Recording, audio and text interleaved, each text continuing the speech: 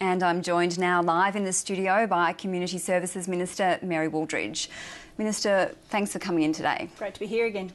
You've heard the outrage there and the frustration by the disabled community. What kind of a role did that play in today's announcement? Well, Josie, actually 2 years ago, then Opposition Leader Ted Baillieu and myself as Shadow Minister stood up and said we're committed to an NDIS and that we want it to happen in Victoria, and we're committed to making a trial happen in Victoria.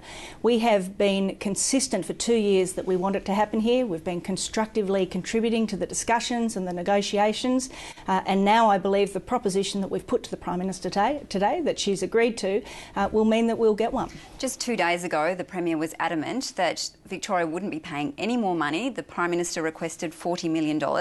Today you're putting up 42.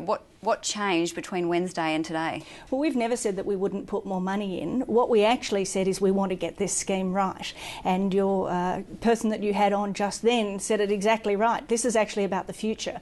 We want to make sure that the trial and how it operates actually sets us up for the full-blown scheme in a few years down the track. But why the delay? Why the distress, the frustration, the outrage that's been expressed throughout Victoria over the last few days has upset many. You've obviously been made aware of that. Well, we certainly didn't seek that, and we didn't set an arbitrary deadline of a press conference Wednesday afternoon to have this concluded for a scheme that's not going to start for a year. The Premier put a proposal to the Prime Minister on Wednesday. She came back with a counter proposal. We said that we want to have a look at the details. We never take Labor figures. They've got form on their figures. We never take them at face value. We've gone through that, and we've actually put our proposal back to it, to the Prime Minister, and it now looks like she's accepted it. But to the general public, it's basically the same thing she was proposing on Wednesday.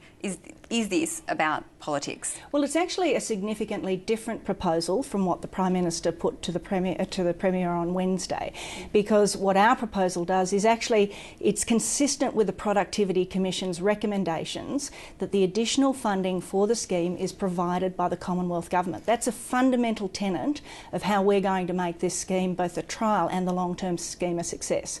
So the proposal that we have has the Commonwealth funding that additional funding required for the people who will come into this scheme. And we've also put on the table money to bring the transition agency to Geelong. So it's actually a double win for Geelong, and it's a recommendation consistent with the Productivity Commission. Do you apologise to the Victorians who were so upset over the possibility that they could see this trial just disappearing? Do you apologise for the distress they've experienced? Well, I don't think it's a case of reflecting on the last 2 days and the difficulties that we have just negotiating these issues with the Commonwealth Government. We are very proud that what we will bring to Geelong is not only a trial, which for 5,000 people with disability, but also the transition agency with the additional jobs that will bring. This is a great outcome for Geelong. It has been an ongoing negotiation, but I say again, it was the Prime Minister's press conference on Wednesday afternoon that was the arbitrary deadline. We've been working this through and we've now been able to resolve it. What sort of feedback have you personally received about the delay in the last 2 days?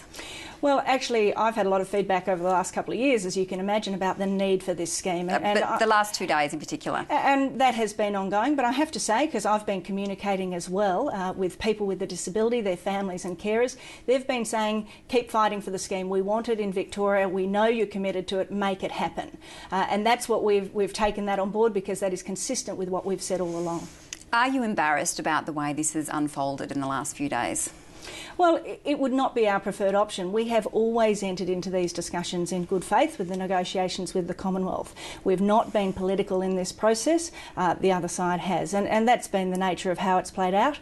But the fact is, we now have a trial in Geelong and the Barwon region, and we're going to have a transition agency there as well. How can people have faith? As you say, this is just a trial that's going ahead next year. How can people have faith that this sort of squabbling won't be replicated down the track when the actual program is due to be rolled out? Well, we've been very consistent that we want to talk about what the full scheme looks like in addition to negotiating what happens with the launch. But I want to be very clear, is if the Commonwealth must step up to the Productivity Commission's recommendations, that the only way an NDIS will be achieved is if the Commonwealth funds the additional $7 billion that's required. They're seeking to step away from that. They've been seeking to do that with the trial. We've been very consistent, and that's the only way the this will happen. So you're saying that while you're happy to contribute more for the trial, you won't be happy to do the same for the national scheme? Well, let's be very clear. We already invest $1.2 billion a year in disability services, and we want to invest them into the scheme.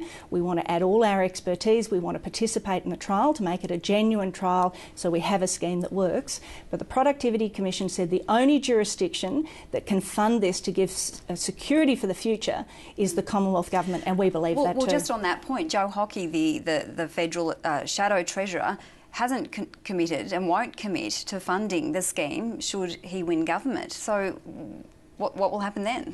Well, it'll be up to whatever federal government is in place to work out how they fund the scheme, and there's obviously discussions happening today with both the Prime Minister and the opposition leader commenting on that. We want to get the scheme in place. We want a successful trial in the Barwon region, and then we do believe, as I've said, that the Commonwealth must fund the $7 billion that's required in the future. Minister, thanks very much for your time tonight. Thanks, Josie.